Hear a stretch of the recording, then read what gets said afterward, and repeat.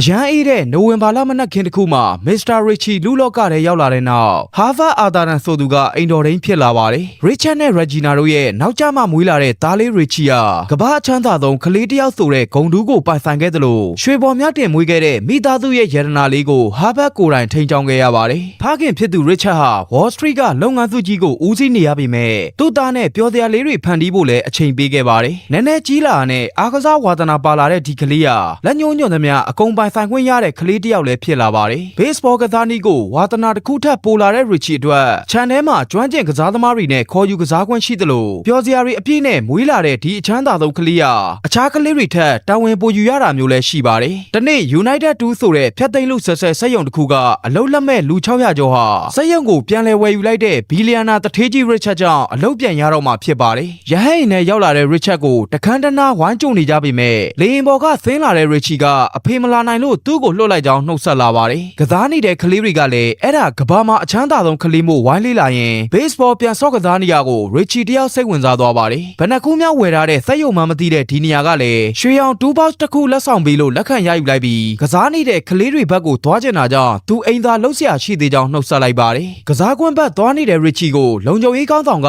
ခက်ကြမ်းကြမ်းဆွဲပြီးတားလိုက်တဲ့အတွက်အိမ်တော်ဒိန်းဖြစ်တဲ့ဟာဘက်ကရစ်ချီကိုအိမ်သာတွေအတွက်ပြန်မဖြစ်မယ်လို့အသိပေးနာချကနောက်တစ်ခါသူ့တခင်လေးကိုအဲ့လိုဆွဲမယ်ဆိုရင်အကာအကွယ်လိုတာခမားဖြစ်သွားလိမ့်မယ်လို့တတိပေးခဲ့ပါတယ်လေမော်တက်သွားတဲ့ရစ်ချီကိုအမျိုးသမီးတစ်ယောက်ကတနာစရာကလေးလို့ပြောနေရကြောင်းအဲ့ဒါအချမ်းသာဆုံးကလေးလို့တတိပေးတဲ့လူကိုရှင်းမှာကလေးမရှိဘူးမဟုတ်လားလို့ပြန်မေးပါတယ်လိုချင်တာအကုန်ရနေတော့မိုက်မှာပဲလို့မှတ်ချက်ပေးလိုက်တဲ့ကလေးတွေကလည်းကစားပွဲပြန်ဆသွားတာကိုကြည့်ရင်အရာရာပြည့်စုံနေတဲ့ရစ်ချီရဲ့ဘဝမှာငွေနဲ့ဝယ်ယူလို့မရတဲ့ရိုးရှင်းတဲ့အရာတစ်ခုကိုလိုအပ်မှနားလည်သွားပါတယ်အိမ်သားရောက်လာတော့သူ့ဖခင်ခရီးကပြန်ရောက်ပြီလို့ဟာဘတ်ကတတိပေးတာနဲ့အိမ်ထဲဝင်သွားတဲ့အခါရစ်ချတ်တယောက်သူမိသားစုပုံတူလေးလိုချင်တယ်လို့ပြောမိတာကိုပေတရာလောက်ရှိတဲ့သူတို့မျက်နှာပုံစံ Richmond တောင်တန်းကြီးထွင်းထုထားတဲ့ဇနီးဖြစ်သူ Regina ဒါကကြွားလွန်းရကြားမနေဘူးလားမေးတော့ဒီဇိုင်နာရဲ့အမှုပညာလက်ရာကိုခွင့်ပြုပေးလိုက်တာလို့ဆိုပါတယ်ဒီအချိန်အခန်းထဲဝင်လာတဲ့ Richie ကစက်ရုံကကွာဘူးကြီးလက်ဆောင်ပေးလိုက်ကြောင်းပြရင်သူ baseball ကစားနေတဲ့ကလေးတွေတွေ့ခဲ့ကြောင်းပြောပြနေတော့တမဒဖုန်းဆက်လာတဲ့ဆိုလို့ပတ်စံချေအောင်မဲ့ထင်နေဆိုပြီးထားထွက်သွားတဲ့ဖခင်ကြောင့်မိခင်ဖြစ်သူကိုသူဖိတ်ချင်တဲ့လူတွေရှိကြောင်းအပူကပ်ပါတယ်